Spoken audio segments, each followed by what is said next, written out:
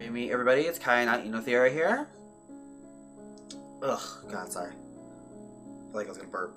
Anyway, on to this damn video.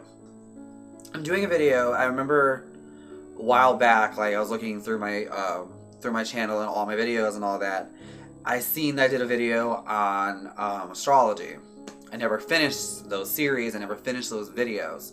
So I'm doing a revamped, rebooted version of my astrology. That was bothering me.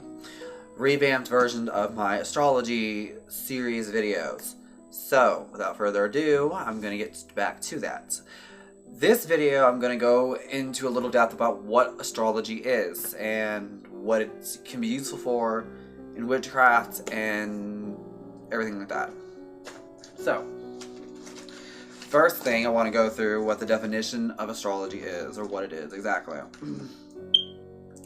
Astrology is the study of the interactions of the movements of the heavenly bodies, planets, in the sky and through the zodiac. A wheel of constellations in the sky, aka your horoscope sign, or zodiac sign, and their influences on our lives. It is a science and a form of divination. It can be very useful for this is my own definition of it in my old book of shadows. Useful for witches or anyone who practices magic, witchcraft, and even for mundane people, whatever.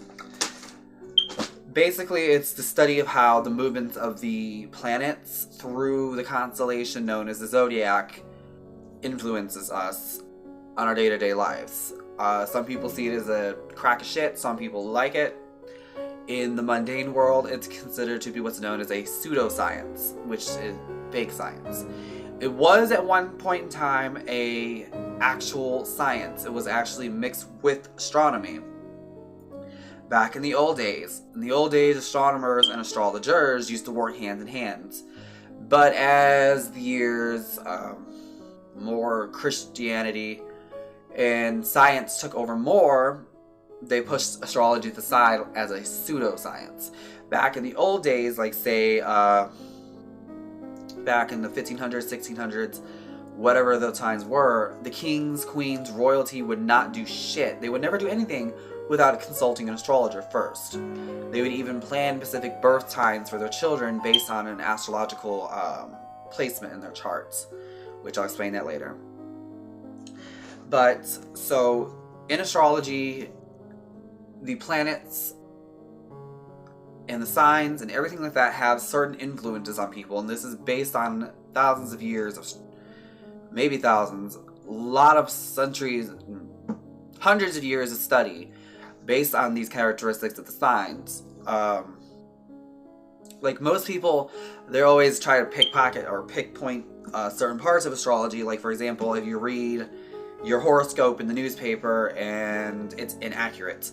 Yes, it's going to be inaccurate most likely for you because the horoscopes in the newspaper are actually general. They're called the sun sign.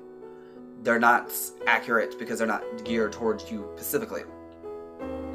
Which, what I'm going to do over the course of the next few days, I'm going to go over each astrology sign, the sun signs, and I'm going to go over all the other planets, what their influences are in what's known as a natal chart.